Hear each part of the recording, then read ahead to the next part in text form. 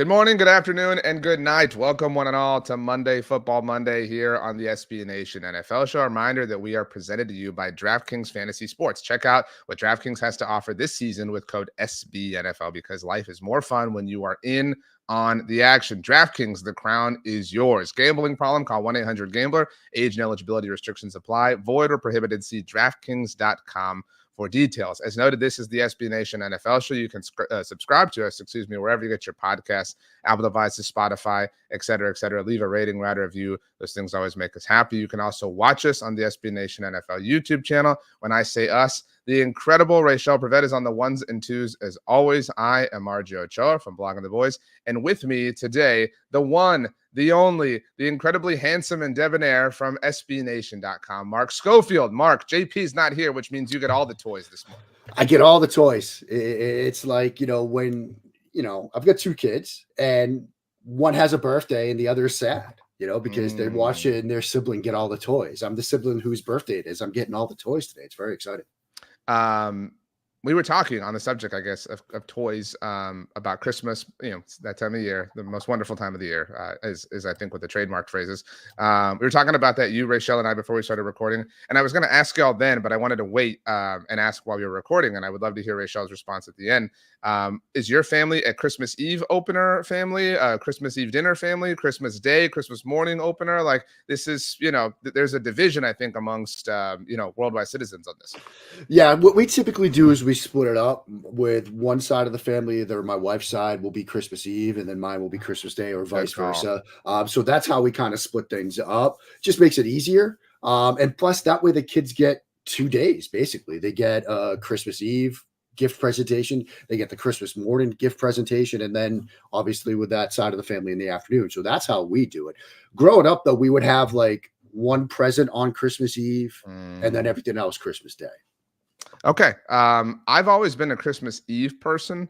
But now that, I've got my own family, I make the rules. You know what I mean? Yep. So like now we're Christmas Day people, and it's more fun, I think. Doing the pajamas in the morning, like you got the cup of coffee. I will say I have become the dad who's obsessed with throwing all the wrapping paper away. Like it's the cycle of life, RJ, because my dad was the same way. I'm the same way now. Like Christmas morning, the kids come downstairs, they see the tree, they run to the presents. My wife follows in with a coffee and she's filming and she's taking pictures.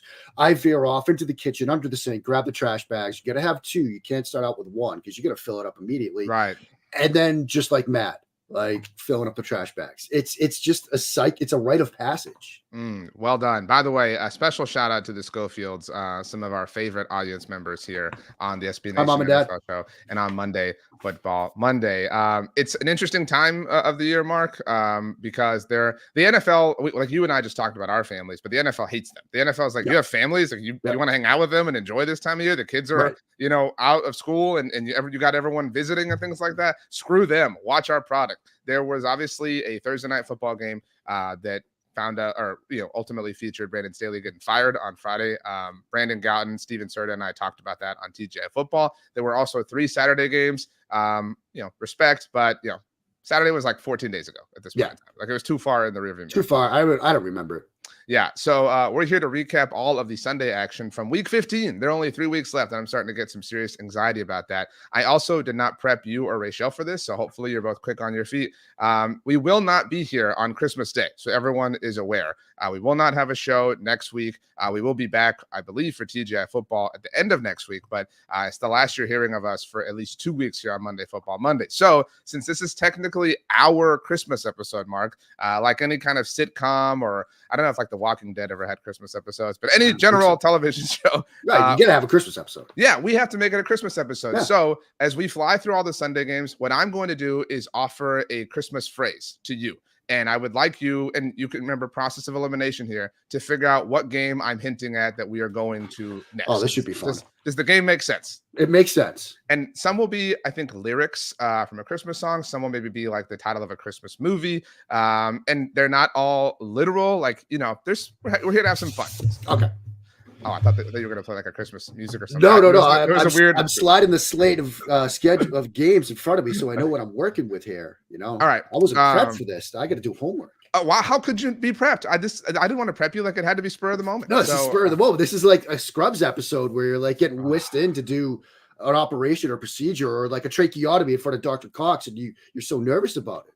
Yeah, we really kind of are the Scrubs crew around here. You and I are very clearly Turk and JD.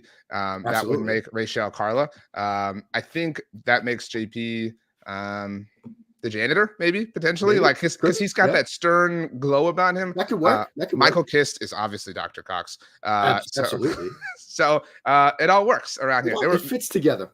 Many great Scrubs Christmas episodes as well. All right, Mark, the first phrase, and you got to guess. Here we go. The weather outside is frightful. Is that got to be Panthers Falcons? Absolutely not. That is the Buffalo Bills lambasting the that could work Cowboys. Because the weather wasn't frightful. This was the thing. It was like the most 45 degrees out. Yeah, like it was like Aaron Andrews talked about this on the broadcast at the very beginning, how Dak Prescott was like, it feels beautiful out here. And had the weather been horrible, I would have been able to sit here and cope and be like, well, the weather is terrible. It's Buffalo, blah, blah. No. JP, by the way, said wow in the chat. I don't know if that's to being the janitor in Scrubs or missing out on this fun episode. JP, we love you. And I meant the janitor in a really in a good heartfelt way. He's exactly. Glue that held that show together. If you don't show up 2 weeks from now, JP, with a penny, we'll be really upset. But anyway, weather was not an issue for the Cowboys. Nothing was. They had all the reason in the world to go into Orchard Park, come out with a win, and the way I phrased it, Mark, go snuff the Bills. Like they had nothing but hope for this season, and the Cowboys let them continue to have it. On the other side of things, the Bills, holy crap, what a performance. Josh Allen completed 7 passes, and that's all they needed. They absolutely ran all over the Cowboys. It was embarrassing. Ran all over them. They had 266 yards rushing as a team. That was the most for a Bills offense since Tyrod Taylor was their starting quarterback back in 2016. This was the game where if you're another AFC team, maybe even including the Ravens, you look at that and you're like, I do not want to see this team right now, because the argument for the Bills coming into this game was, look, they've got Josh Allen. Like, strip everything else away. They've got Josh Allen. He could go on a freakish run. They could win games just because he's doing Josh Allen alien things. It's kind of how they beat the Chiefs 2 weeks ago. This was completely different. He was just along for the ride in many ways. This was a dominant run game, dominant defensive performance. This was the Bills saying, we can win in more than one way. This is like when Happy learned to putt. And that should be terrifying to the rest of the AFC, because now if you do get a weather game, if you are, say, the Baltimore Ravens and you're hosting this team on divisional round weekend and it's 31 and sort of, sleety and nasty in Baltimore, like they've had some playoff games there in the past, Buffalo can win a game like this on that night. So I think this was a very impressive performance from Buffalo, a terrifying performance for the rest of the AFC. From Dallas, this is the game you didn't want to see, right? Like, this is the game you're just like, oh no, like all the goodwill, all the momentum, everything we had going our way is now gone. This was the chance where they could have had a statement when they could have said, look, we've been a little spotty on the road this year. We can go into Buffalo. We can go into a team that obviously can play good football, that just beat the Chiefs, put together our statement performance. And now it's like, we've just lost this game. Now we're back into the 5th spot. How good are we? And, if the playoffs started right now, yeah, they're a better team than the Tampa Bay Buccaneers, who they'd play in Wild Card Weekend. But I don't know. So I want to talk about the Bills first on my end, because they won and they deserve that love. I agree. I actually think, and we'll get to the Rams in a little bit, I think we're going to see a 7 seed win a playoff game this year. It feels that way. Especially if the Bills wind up being one. I do believe in the Rams on the other side of things, but they might climb up to 6 because of Minnesota. But again, that's neither here nor there for this point. Super impressive game from the Bills. I mean, if this is the proverbial, if I had told you, but if I had told any Cowboys fan, oh, dude, Josh Allen's only going to complete 7 passes, you would have said, oh, the weather must have been frightful. It must have been horrible. And the Cowboys defense ate and was at him all day long. And this was never close. It literally never felt close. And to the Bills' credit, they picked up some luck. If you feel like the personal fouls were a little bit subjective, whatever, but they leaned into it and they capitalized on it. And that is the hallmark of a good team. I have started to kind of eke my way back into the Mafia just a little bit over the last few weeks. It never felt like things were as bad as they really were, the night they lost to the Broncos on Monday Night Football, right? Like that was a really low point, but it never felt like they were truly that bad. Just they kept kind of getting in their own way. And so kudos to them. I don't know if all this has bought Sean McDermott new life in 2024. That remains to be seen, I think. And some of that's obviously going to be impacted by the way this all, kind of shakes out. But I do think what is so like beautiful and terrible about the NFL is the Bills are on top of the world right now, and they're the 9 seed in the AFC. Yeah. Like that is so demoralizing. That's the thing. Like they could be a terrifying team if they get in, and they might not. I mean, it's not a given that they're going to get in. And the thing about them is they've shown these past 2 weeks that they can beat anybody. They've also shown this year they can lose to anybody. This is a team that lost to the Broncos. This is a team that lost to the Patriots. And they get the Chargers or the Patriots the next 2 weeks. The most Bills thing ever. The most 2023 NFL season ever would be if they somehow lost one or both of those games. If they lost at the Chargers, and the Chargers finally looked great, like without Brandon Staley and without Justin Herbert. Justin Herbert sideline, and Easton Stick comes out and throws for like 365 or something. Yeah. On the Cowboys side of things, like, are they this bad? No. And I think you believe that too. But you said it, like you built up all people have different versions of this, but like one, oh crap, wipes out a million attaboys. And you have the wrong, oh crap. Like this just, however annoying it is, like you just fed the narrative. You had the narrative completely in your hands, completely in your control. And maybe you don't care about the narrative. But I mean, this was completely there for the Cowboys for the taking, and they just peed down their leg. I mean, and the good ship USS Dak Prescott MVP just hit a big iceberg. And I know you've been out on Threads this morning with the odds for various postseason awards. He was the favorite coming into this week, and that took a big hit.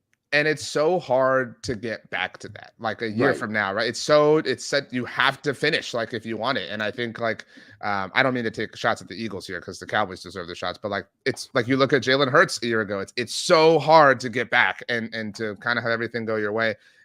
Really, really embarrassing day for the Cowboys. Mike McCarthy not challenging what we know was a Stephon Diggs fumble. Again, all the personal fouls. I love Dan Quinn, Mark. But I've always felt like he's just gotten too much love and adoration. Like people are like, oh, Dan Quinn's the one who's really in charge and blah, blah, blah, and this and that. It's like, dude, Dan Quinn's gotten worked in 2 of the last 3 games. Because remember, they didn't even force a Seattle punt on Thursday Night Football. This is a humbling and hopefully harrowing moment for the Cowboys where they kind of figure things out. They did, you mentioned Wild Card Weekend. They did clinch a playoff berth. Yeah, so they're in. Began. And they're, especially if the Eagles win tonight on Monday Night Football, they will be about as effectively locked into that 5 seed as they can be. So they do have a few weeks left to kind of tinker and toy and adjust and potentially manufacture their own bye. And I think everyone would take them over the Bucks, but everyone similarly would feel like, well, if you have to go to San Francisco and maybe even Philadelphia in the divisional round, that's kind of all she wrote for you. Yeah, I mean, although you've at least proven you can beat the Eagles, and you could.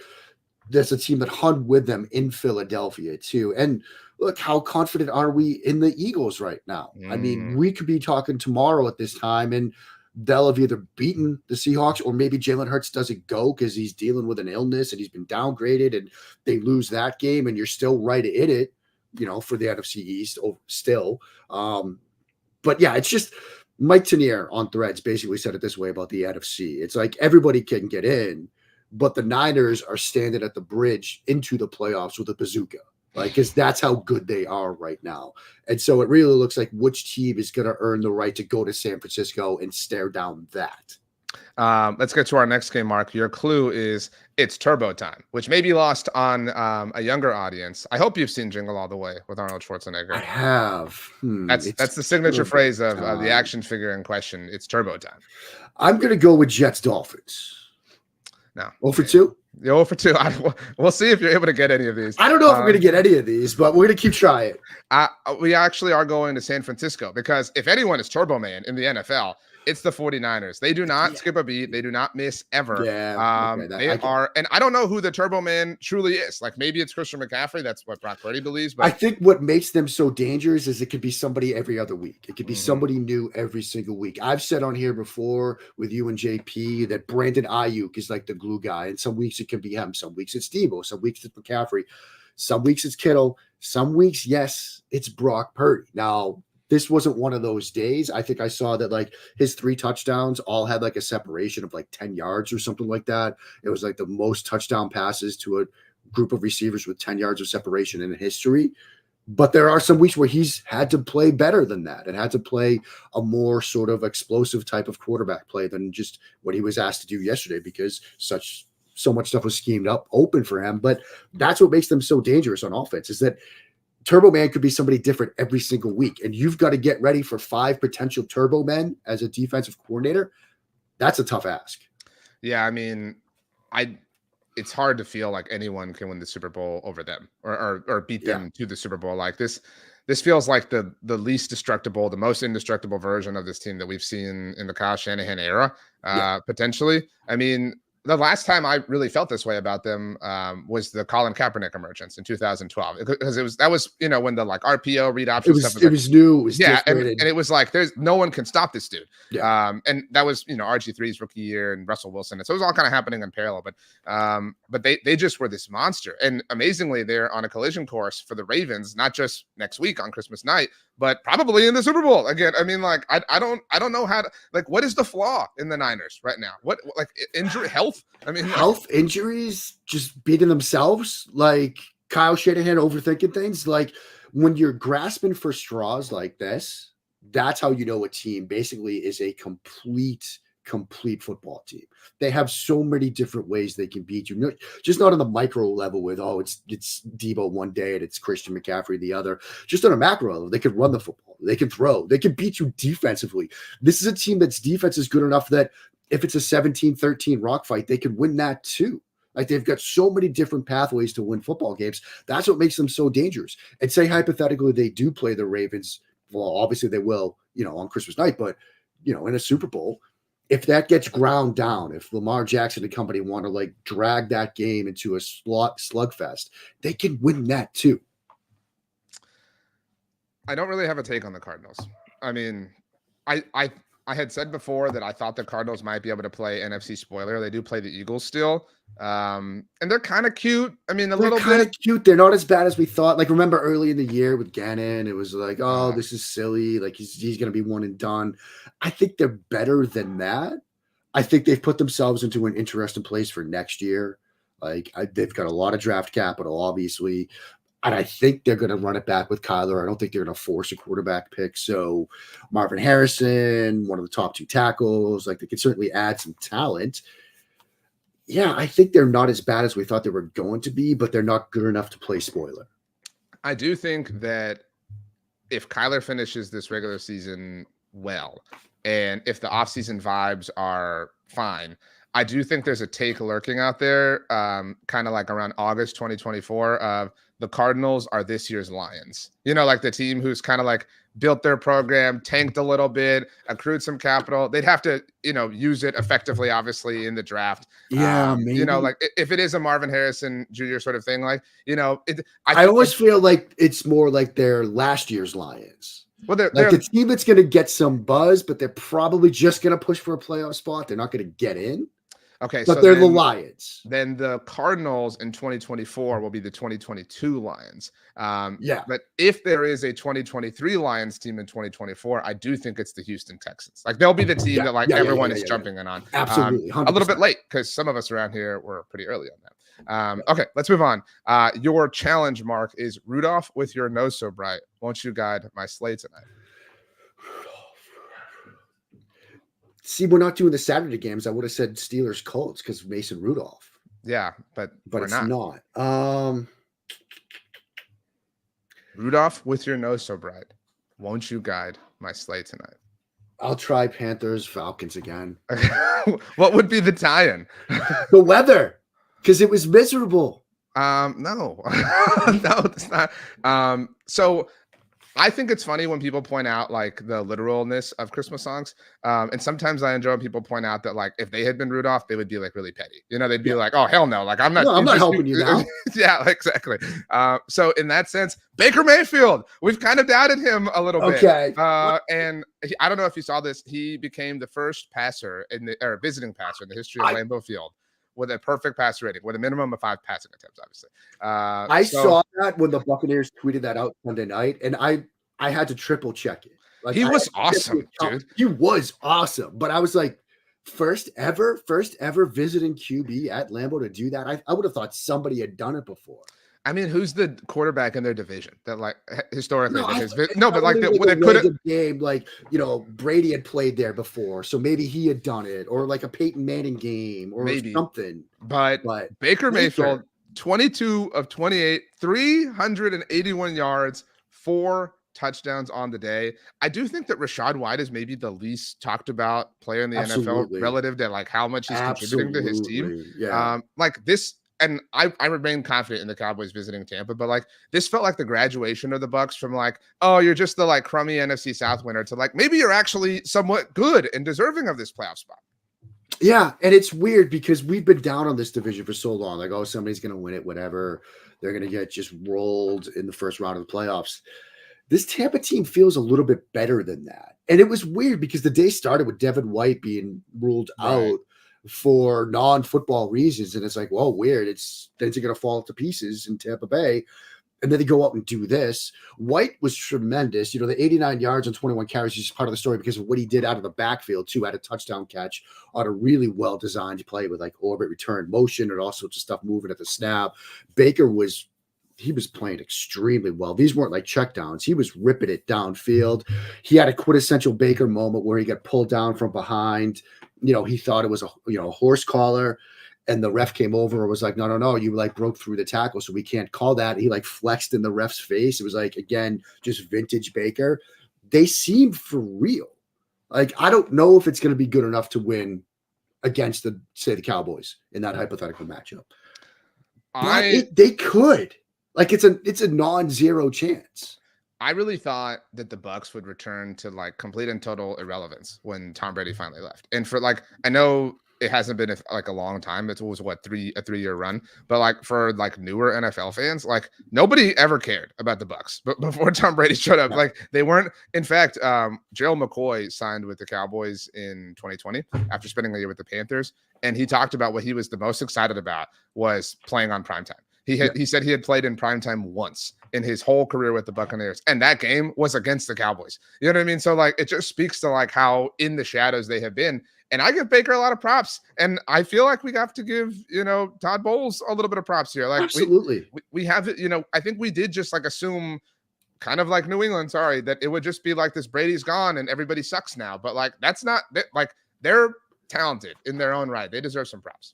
They absolutely do. And there were takes earlier in the season that Todd Bowles was probably going to get fired. That they were going to tear it down and finally go in on a rebuild and draft a quarterback. And I spent so many times this summer making fun of the Kyle Trask, Baker Mayfield quarterback camp battle. It was like, who cares? Like, it's not going to matter. Baker's playing really well. Todd Bowles has this team playing extremely well. They finished with Jags, Saints, Panthers, I believe, is their schedule. They could win all 3 of those games. Like, man, they could deliver a kill shot to the Jaguars. They really could. Yeah. Like, and JP's not here, so we can lead into that at some point. But there were some takes floating around last night in various group chats and DMs. Like, how good is Trevor Lawrence really? I saw JP quite triggered on social media. When JP put out the post, like they are the dumbest, stupidest team in football. It's like, yeah, they had some dumb mental miscues down the stretch. Where are we on Green Bay? Because I feel like 2 weeks ago, they were like, okay, they beat the Chiefs. Like, this is a very good football team. And then you lose to Tommy DeVito and Baker Mayfield in back-to-back weeks. Yeah, so, again, not to smush the Eagles, but, like, I've seen, like, in Cowboys-Eagles fight, people are like, oh, well, at least the Eagles beat the Chiefs. And I don't feel like beating the Chiefs is this, like, mount for your office the way it has been in the past, right? And so, like, I think we maybe read a little bit too much into the Packers because of that. And so, like if they hadn't lost to the Giants, if they'd won, I think we would have been like, oh, they just ran into like a really hot Bucs team here. Yeah. But I do think this is like, this is kind of maybe, I think in totality, who we kind of thought the Packers could be in a really great, optimistic sense. Like, be a team that contends, be a team that competes, show us signs of life on offense. You have an incredibly young offense, incredibly young pass catching group, obviously. this you're not going to win the Super Bowl, right? Like, and I know that's a hard and difficult and frustrating thing for anyone to accept, but like this is about building and like think about the 2008 Packers, like the first season with Aaron Rodgers. They were a mess in their own right. Like this is building a foundation for the future, and it was always going to be this way. Yeah, I think that's right. It's just I don't know how well that sits with Packers fans. Sure, Like I mean, that, I think that's the bigger question, right? Like there's going to be like coming into say like early November, there were questions like, okay, is Jordan Love really the guy or not? And then he had that really good stretch where, they beat the Lions on Thanksgiving Day, like you beat the Chiefs. And I think you're absolutely right. That game isn't quite the like put her on the wall kind of showcase victory that we used to think it was because of the way the Chiefs are struggling right now. But Love went from we're not sure to, yeah, he's definitely the guy. I think we're coming back around and there's going to be questions again. I think they're young, they're talented. This is the sort of, I think the 2008 season is a great comparison, great sort of point of reference that this is the sort of, okay, they're going to get their feet wet. Like we're going to push for a playoff spot. Maybe we get in, maybe we don't. Next year's our year. Maybe they're also the Lions from last season in a sense where they're going to kind of push around a little bit, not going to really get in. Next year is going to be the better season for them. Man, what a weird thing that we're just chasing the crown people. We're just chasing the crown prince, Dan Campbell. All right, let's move on, Mark. Your next prompt is Christmas Vacation. Obviously, that's the title of a movie. If I may, I will say that I watched this movie for the first time last year. Kind of overrated. Like it didn't hit me the same way that it hits a lot of people. Maybe I was just way too late in the game to watching it. You know what I mean? But I at the end I was like, that's it. Like this is like what gets all the T-shirts and like millions of items at Target. Like it's like I mean, it's a bit dated if you're coming to it for the first time now. It's a bit dated. I still think it's a classic. I've already watched it twice this holiday season. So, now are you gonna go with just the literal title? I'm going to say Jets Dolphins. Mark, you did it. You got one. I got one. It's a Festivus miracle, RJ. It's a Festivus miracle. Now I can't use Festivus. So way to go, Mark. You beat on that one. But this is actually kind of challenging. I don't have these like prepared. I'm doing these like one at a time. So well done for taking one off the board. This has really for me has nothing to do with like it being overrated. Although I think maybe the Jets were a little bit, but I think it's kind of hard to bag on them at this point, just given everything they've gone through. But they are so checked out. Like they are ready for a Christmas vacation. And what better place to kind of start the run than in Miami? Like this was so embarrassing for the Jets. I know this is about the Dolphins, but dude, this is bad. I felt like every time I said this in our Slack, I felt like every time I looked up and the Jets were on offense, Zach Wilson was running for his life and having a turf a throw. And then you get the weird, like, it's not a concussion, but he's ruled out with a head injury. You got Trevor Siemian coming in the game. And this team is absolutely checked out. And the one thing I will also say is the way that they lost probably saves us from a week of will he or won't he about Aaron Rodgers. Because let's face it, if the Jets had somehow won this game, we would have been in for a week of he's going to come back and save them and get them into the playoffs. Like that would have been our entire week. That's true. But I mean, I have to, like shoehorn this in. So the reports did come out on Sunday morning from actually, I think they started on Saturday, obviously with all the Saturday games. I know you were all over this, but I mean, so it was, oh man, Aaron Rodgers has effectively declared if the Jets win, I'm in. I don't remember what the line was, but I think the Jets were something like 12-point underdogs. So like, wow, Aaron. Like, thanks. Yeah. Real, limb you've gone out on here. Like, it just, I mean, if you don't believe that like this was all fabricated by Rodgers to keep himself in the news, and every time this has been like given to us by an insider or an analyst or whatever, it is even Jim Nantz said this like during the game. It is always brought with, let's not lose sight of the medical accomplishment that this is from Aaron Rodgers. Like like everyone sees through this. Nobody is buying this. Not a single person. And I don't say this to like, dump on Aaron Rodgers. Like I feel bad for him that he was injured and I wish we could have seen him this year, but like this is such an annoying story that we're being fed over and over and over again. So I'm glad I'm with you, but it will lead to the Rodgers McAfee appearance where he's like, man, I tell you, I was ready to come back. I was ready to go. Yeah. I was ready to go. I mean, I was out there. I had a throw-in session on Saturday. I was dropping back. I felt like a kid again. I had already done my prep and my film study. I mean, like, I was deep into the film for next week. I was ready to go. We were starting to put together Coach Hackett and I, who's the best offensive mind there is in all of the NFL. We had put together our 15-play script. We were going to come out. It was going to be sort of the Christmas game that people would be talking about for ages, Packers. We were to come out, It's the Commanders, right? Like that's a team that they look to be checked out too. It was going to be a statement win for us, and we were going to roll into our final 2 games, Cleveland, New England. We were going to sweep the season. We were going to do it. We were ready to go, but Zach couldn't get it done. Offensive line couldn't get it done against Miami, and so we'll just have to wait till next year. The Dolphins, I don't want to take anything away. Like even when the Jets are bad, like beating a team 30-0 is really impressive. Tua was great. Relatively speaking, obviously no Tyreek in this game. Jalen Waddle, way to be Turbo Man yourself. Yeah. See, that's why I went with the Turbo Man from earlier. I thought you were making a Waddle play there. I mean, you were wrong, but I guess respect on your methodology. Raheem Mostert is now climbing a bit you mentioned the odds in the Offensive Player of the Year vibes. But yeah, this Dolphins team, I mean, I think they're winning the AFCs. I mean, I think they probably win that rematch against the Bills. I mean, at this point. I think so. It's just they need Hill for that game. Like they absolutely need Tyreek Hill for that game.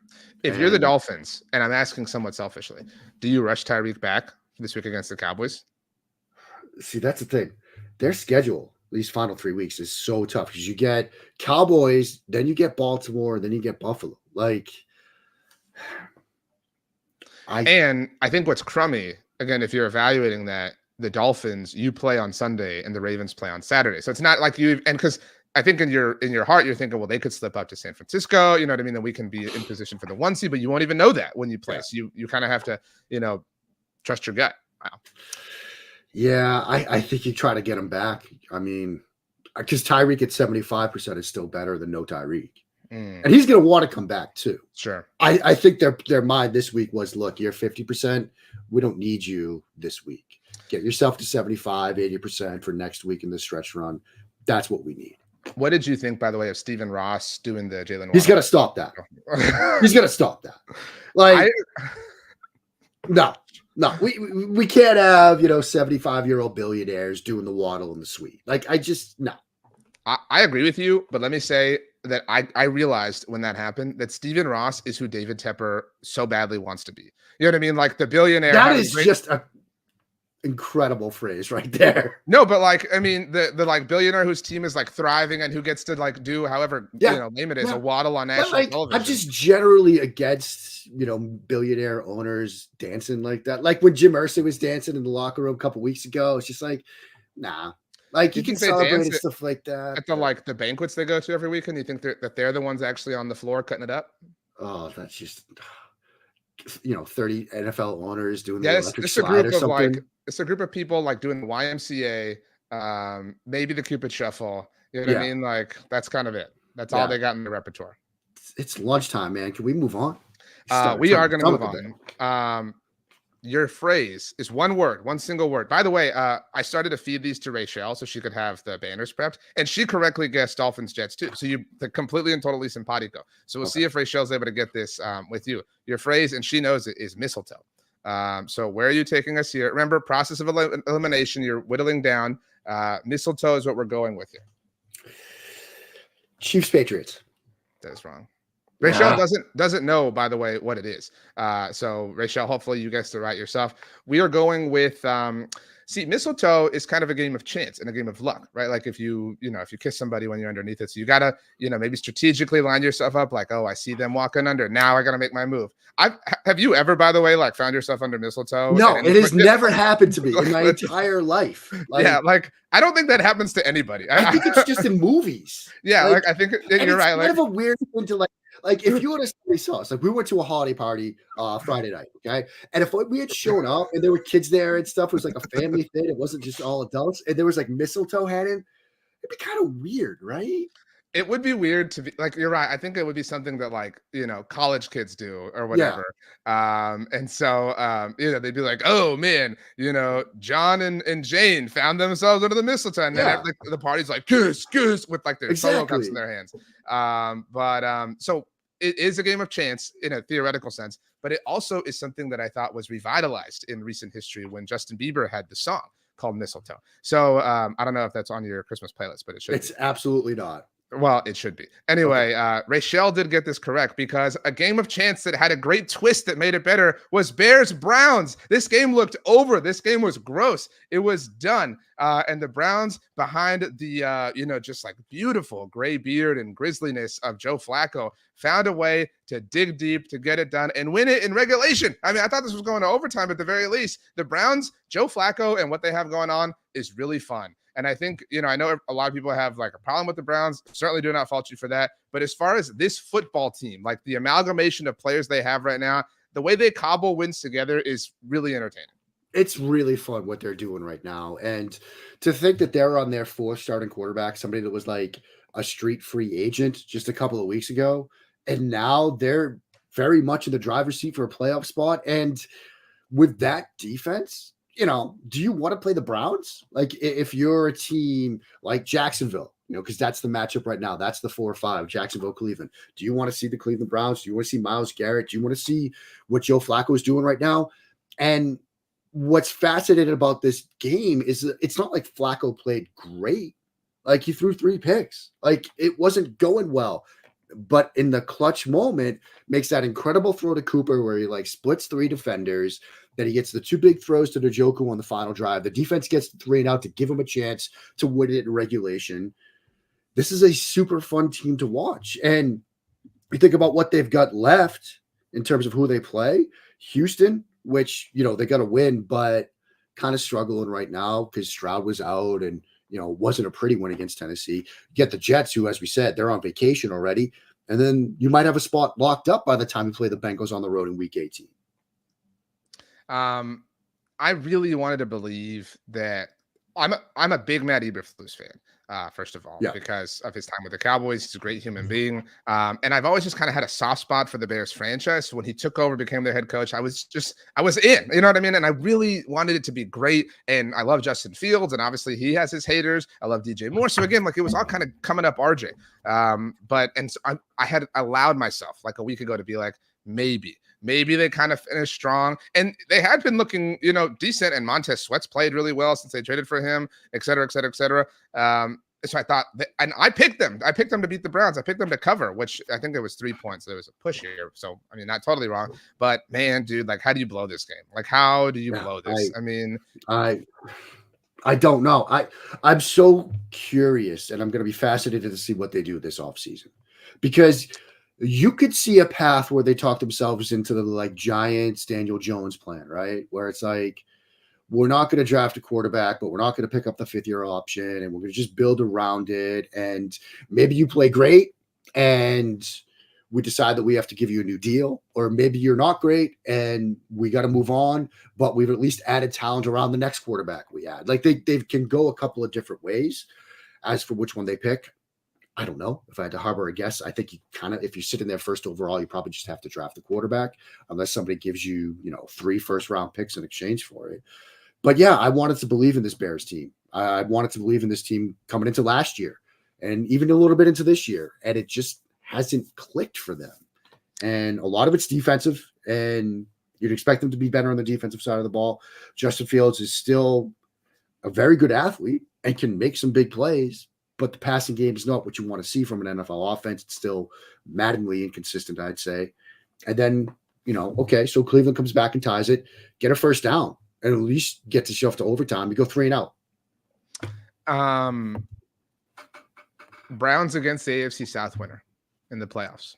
That's what it is right now. It's the Jaguars. They're leading the division, but like I like Cleveland in that game.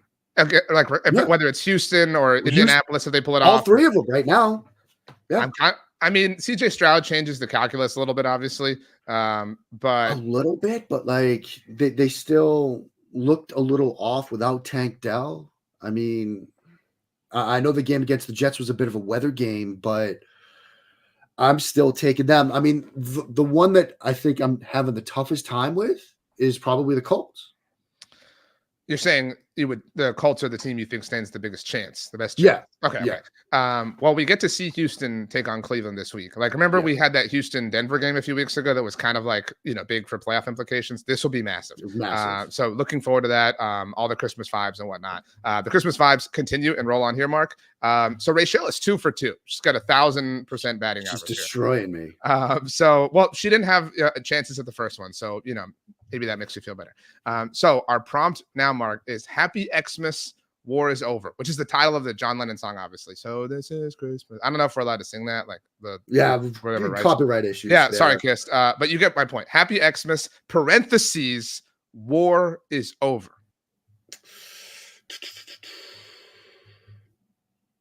I'm going Chiefs Pats. Rachel, I'll allow you some time to guess if you want in the chat. And I don't want to say whether Mark is right or not. So, and Rachel's had longer to think about this than you. Yeah, that's okay. Think about that though. Like you're playing with a handicap. You know what I mean? She gets all this time to kind of think about it and stew and maybe Google the lyrics and kind of find a hidden deeper meaning. So we'll see if Rachel is able to get the answer. She hasn't said anything. Maybe she's just protesting at this point. Maybe it's a protest non-vote right here. She has said Panthers Falcons. You're both wrong. So I am a Houston Astros fan, which is kind of a sacrilegious thing in Texas to some people. And so I have a lot of Houston people in my timeline often. And dude, they were pissed. They were petty about the Titans wearing the throwback uniform. I see it now. Yeah. I mean, the throwback was one thing. The Bud hat that Vrabel wore. And to call it like Oilers Week, like I'm of the opinion that it does not, as an NFL like purist and history lover, I do not care that the Titans have the history and that Houston now happens to have another NFL franchise. That was the deal. You want to keep your stuff, do what Cleveland did, and sue for it. Mark will be your lawyer. But I do kind of get like being miffed and being upset and being petty or whatever. Man, the Titans peed into the petty win and it came back and bit them in the face or flashed them in the face. This was I think we were right there with the Titans too, like, cause they were kind of maybe going to win this. Like, maybe they're in, maybe they're among the AFC South. Nope. Dude, credit to Case Keenum, who went to the University of Houston, by the way, for the like totality of this all. And I don't know if you recall the Cougars where Case went, had Oilers colored uniforms this season, and the Titans sued them and filed a cease and desist. So like, I'm all for the pettiness. I'm all for the victory. Well done, Houston Texans, making August RJ look very, very, very smart. Yeah. Now I'm going to hit the fast forward button. Wow. Okay. Well, you can hit the fast forward button. Kudos to the Texans. And, not that this makes up for you not doing well around here, but you can have JP's fast forward at the very least. I was hoping that I could get JP's because there's at least one more game that I am definitely going to hammer the fast forward button on.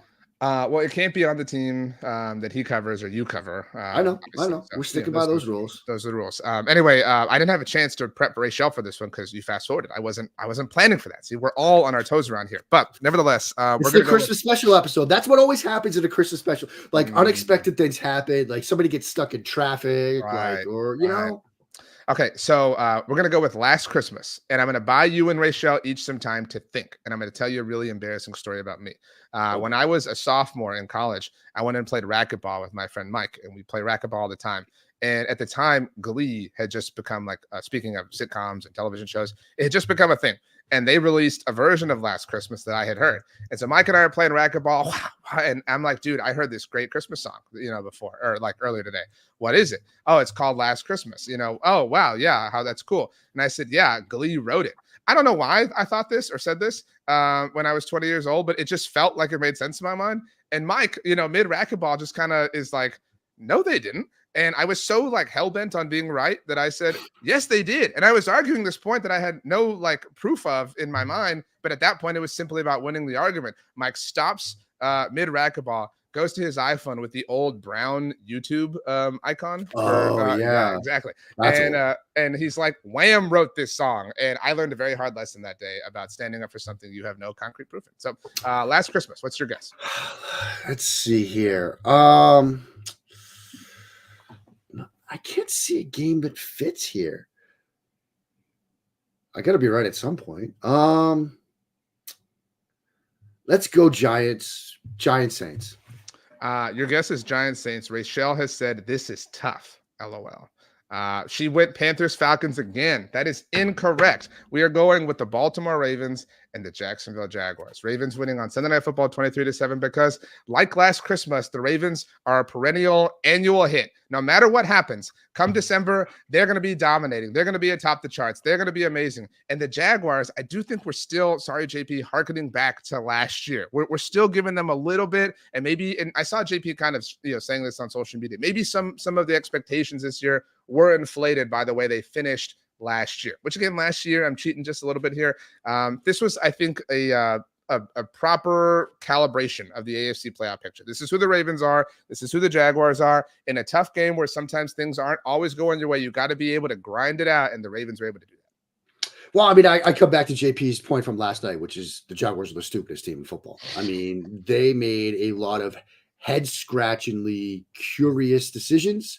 I mean, you had the Lawrence fumble where he just dropped the ball. Like he just dropped the ball.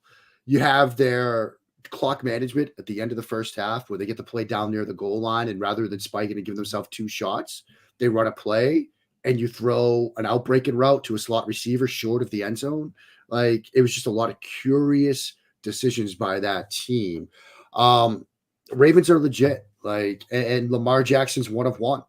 I mean, how many plays did he have?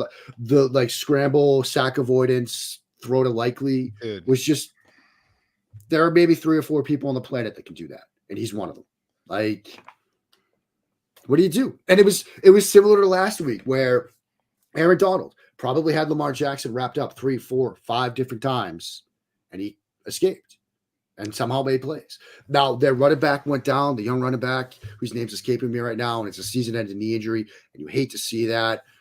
Keaton Mitchell? Yeah. But they're a very, very, very good football team.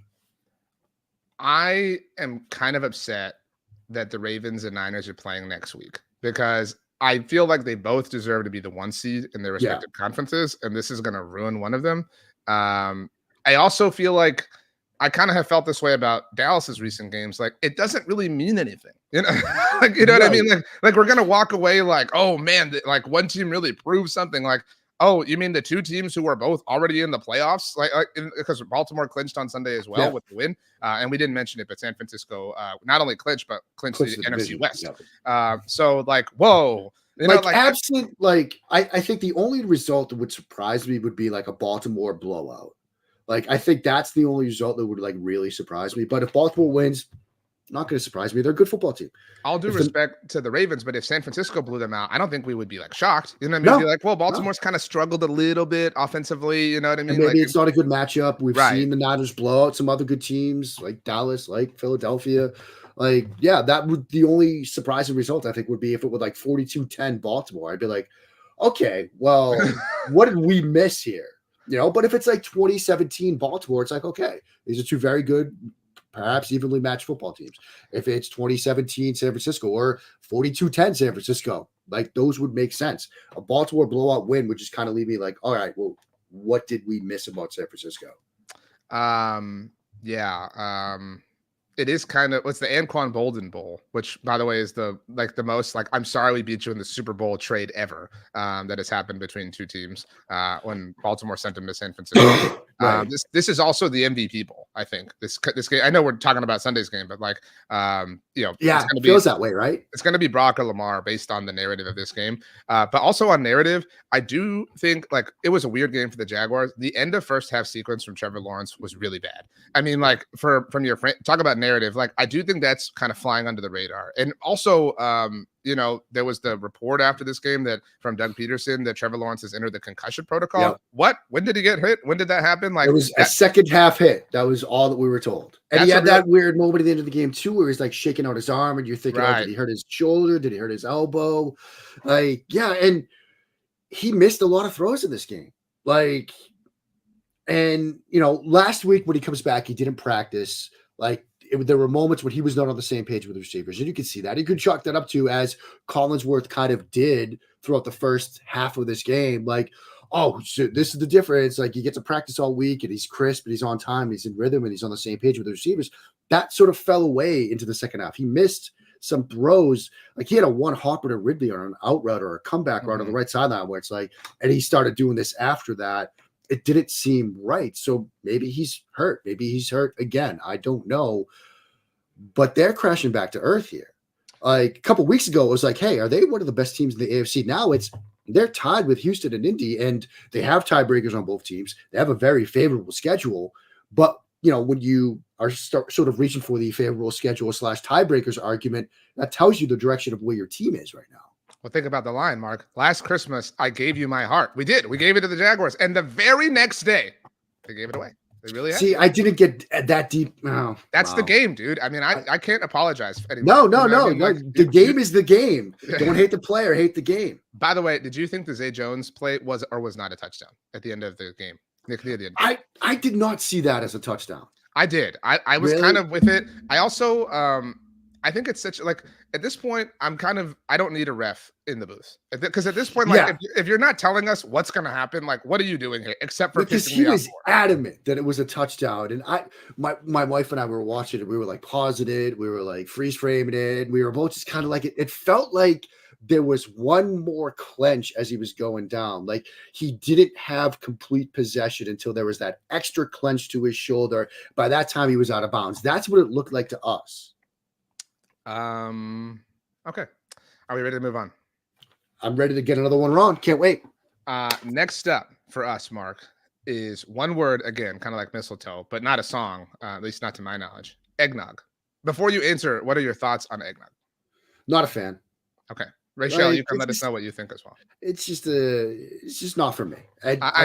I'm very much of the mind that look, if you enjoy eating something, drinking something, consuming something, like great. Like I'm not going to gatekeep. I'm not going to say you have bad takes on food, drinks, whatever. Like I'm too old for that. Eat what you like, drink what you like, but I just don't like it. I agree with you completely. Like live your life, rock out how you want. It doesn't bother me. I think it's gross. Rachel said it's cool every once in a while.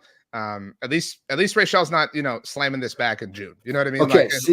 By what you just said there, I think I have the guess. Falcons, Panthers.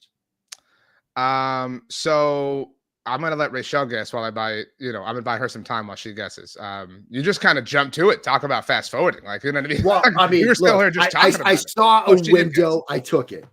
Rachel did previously guess Rams, Commanders.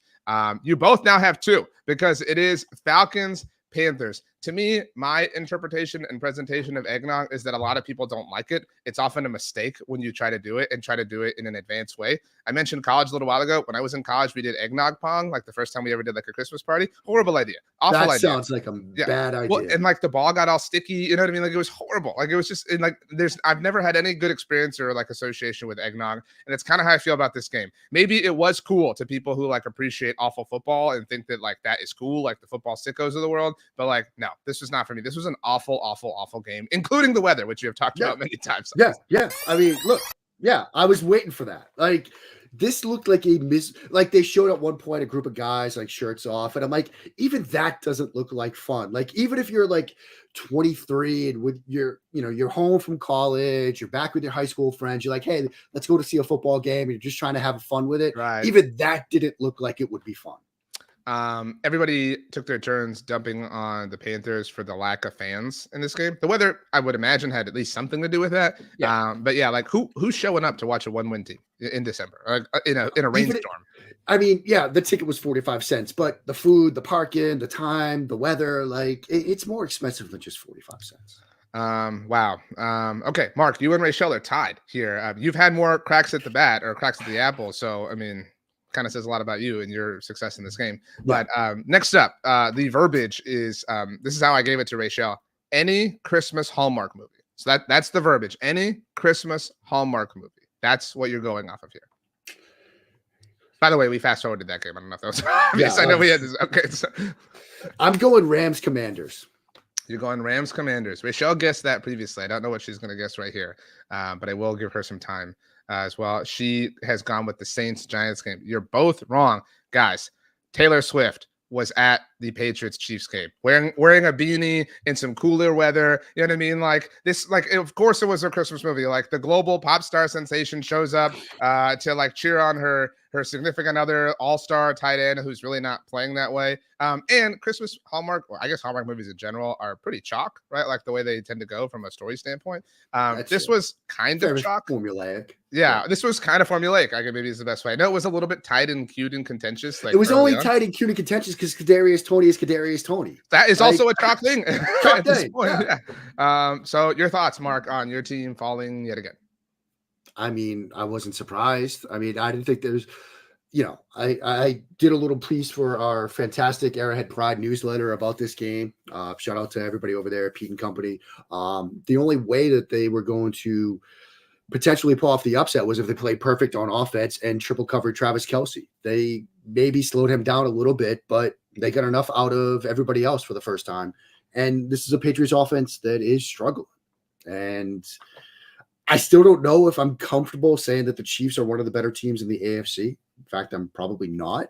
And they're going to have to, barring something funny, go on the road here in the playoffs. And what's that going to look like when they're on the road for the first time? So, formulaic game. Wasn't surprised with how this turned out. Now we're all just sort of waiting on the Bill Belichick, will he, won't he? There's been some pushback on that story that came out last week that it was already a done deal. Let's just get to draft season for New England. Yeah. I don't know what there is to enjoy about the Patriots right now. Sorry. But I mean, it just kind of is what it is. It was interesting to see this game through the prism of it was the first one after the super Belichick rumors and everything. Yeah. But, not that it really changed anything.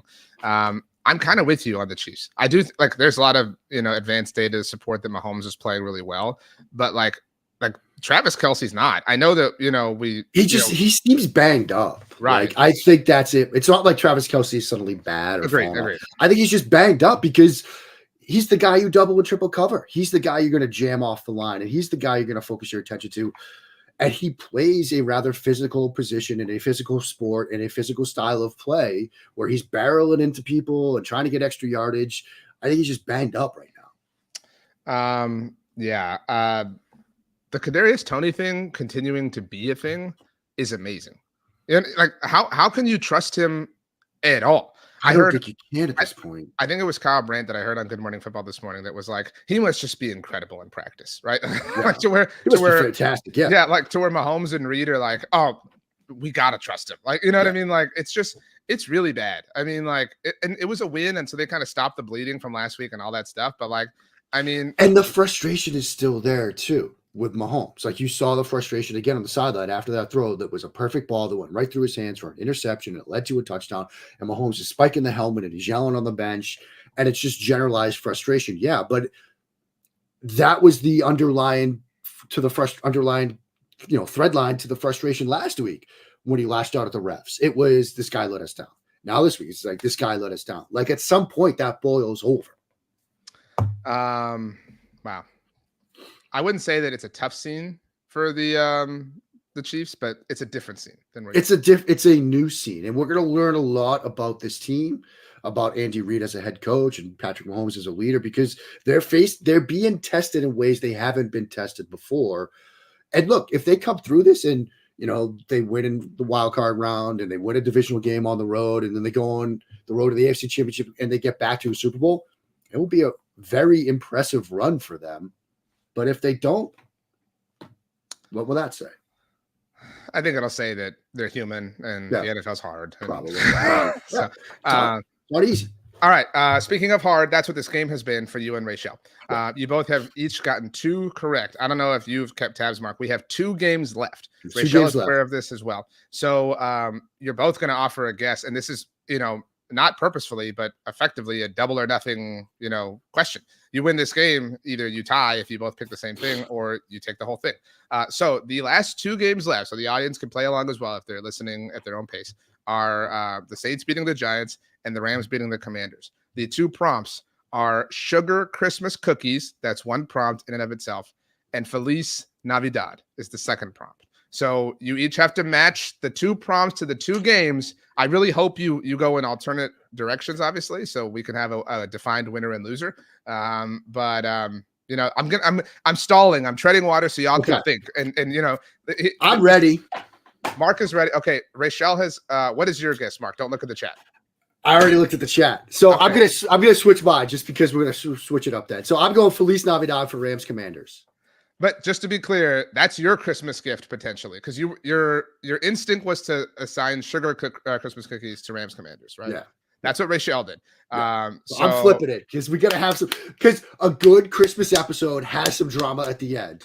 It not only has drama, but it also has life consequences, right? Yeah. Like, you know what I mean? Like you have to learn the lesson, you know what I mean? Like whatever happens, like See, and this could be my sort of Grinch, moment. This could be my sort of like my Grinch character moment here. Right. Well, Rachel, Mark must have gotten you for Secret Santa because Rachel got it right. Rachel wins the game 4-2. Maybe there's some solace, Mark, in that your instincts were correct. Instincts were at least right. Yeah. Right. Sugar Christmas cookies for the Los Angeles Rams beating the Washington Commanders. The reason is sugar Christmas cookies are kind of always there. Like they're not the dish that you're looking forward to, but they're there when you grab one. I am making some as soon as we get done here. So yeah. Oh, Mark, don't sell yourself short. Based on what you have posted on Threads over the last few days, you are doing way more than just sugar Christmas cookies. You are on fire in the kitchen right now. We're getting you on the Great British Bake Show with Paul Hollywood. No. I'm not that good. I've had some bad bakes in the past. Anyway, yeah, but it was there. You know what I mean? Like other people were paying attention to Dallas, Buffalo, and it was kind of nice. Like every bite I got of this game was like Matthew Stafford's playing kind of well, right? Like, whatever's going on. Also, sometimes the cookies are stale and boring, and that's kind of who the Commanders are as a whole. Sometimes you make poor decisions, like benching Sam Howell for what reason? Like what are you getting out of benching Sam Howell for Jacoby Brissett? Strange to me. Like why? And now you're going to go back to Howell. He's still your star. Like it. I don't know. I don't know what to do with the Commanders. I don't think Ron Rivera knows what to do with the Commanders at this point. I'm just very excited to see Bill Belichick, Washington Commanders head coach and general manager next year. It's going to be fun. The Rams as a 7 seed, if they were to go to Philadelphia, that's where it would be today. Like, what are their odds? Like, I'd pick the Eagles, but like I'd pick the Eagles, but I would not put money on it. I would. Yeah, pick them, I would feel better about Buffalo going anywhere as the AFC 7 seed, to be very clear. But like, I really am feeling what the Rams have going on. Stafford is balling, like capital B apostrophe on the end, balling right now. Yeah, he's playing extremely well. Their offense is so fun to watch. I said it a couple of times in the game. Puka Nacua is fantastic as a receiver. He might be better as a blocker with the stuff they ask him to do to like dig out linebackers and strong safeties at the second level. Like you see a lot of their touchdown. Williams had a touchdown run and it's behind Puka. Like when you're running behind a wide receiver in the run game, that tells you what you need to know about that wide receiver, what they can do. Stafford's playing extremely well. You still have Aaron Donald. This is a good defense.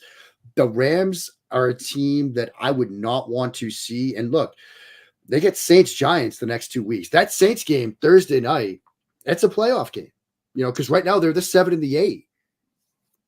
Speaking of the Saints and Giants, look at that, Mark. Those are the last two teams. That is Feliz Navidad. The reason, if that song hits at the right time, it's a vibe. You know what I mean? Yeah. Like if you're in the right mindset and that song hits, you are feeling good. The Superdome always kind of feels that way to me. Like I feel like the Superdome must have like really great Christmas decor. It just kind of seems like that kind of building, like with the Sugar Bowl and everything going on. Like the lights just must be great. And on the vibe thing, that's what Tommy DeVito has been. Like he hit at the right time. Like we were so starved for like a somewhat passable meme that he showed up and gave us what we needed.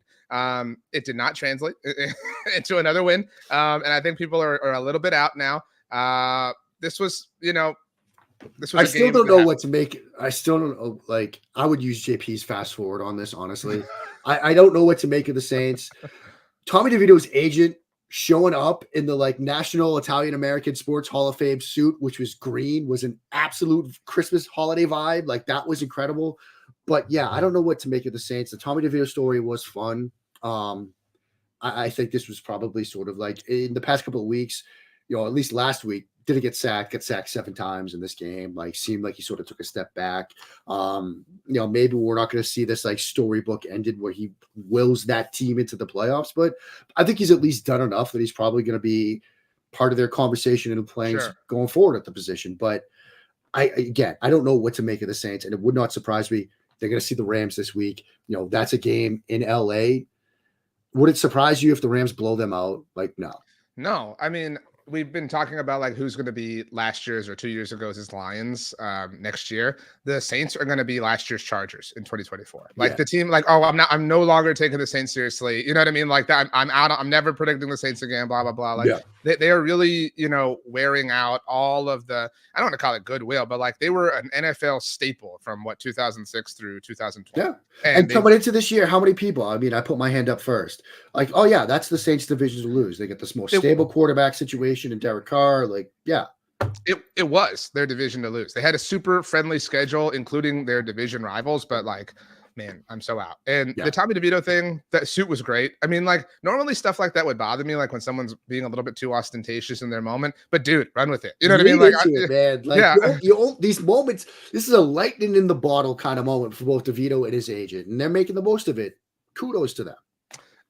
Okay, so ends our 12 days of Christmas kind of experiment around here. Rachel, our winner, if you could please join us and give us your overall, I guess, Christmas thoughts, your thoughts on the game, your thoughts on the games, et cetera, et cetera. The floor is yours to also hand out the MFWP.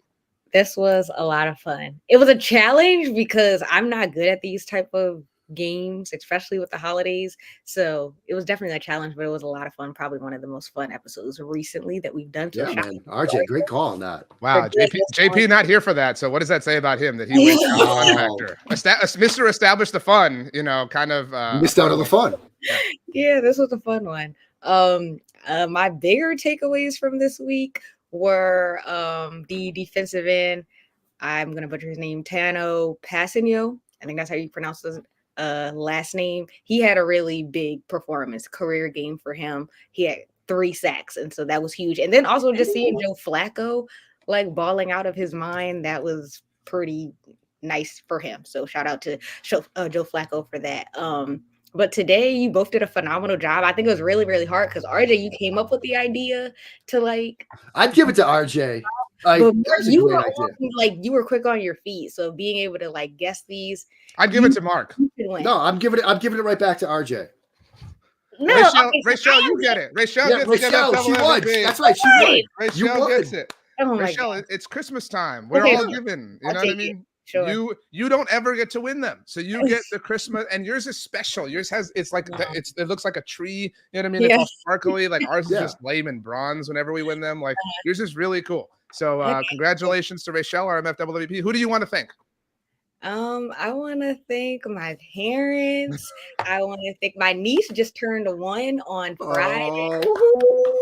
Christmas. Yeah, that's what I'm going to shout out today. Love it. Okay. Wow. Awesome. Wonderful. No episode from us next week, as mentioned, and no episode the following Monday. So the next time you hear from us will be January 2nd. That is a Tuesday. So as we close, what are your football resolutions, Rachel? Ravens win on Christmas Day against the 49ers. Okay. That's technically in the past on New Year's, but whatever. It still counts. Okay. Mark, what's your Christmas resolution or New Year's resolution? My New Year's football resolution is don't get my hopes up that the Patriots are going to draft a quarterback. Oh. Well, that's the holiday spirit. I guess mine is just make it quick and easy, Cowboys. Like whatever way that is. If you're gonna blow a team out, do it. I don't need you to win a close game or just get blown out yourselves. Don't string me along. You know what I mean? Hallmark movie. Cliche, straight, formulaic, to the point. Yeah.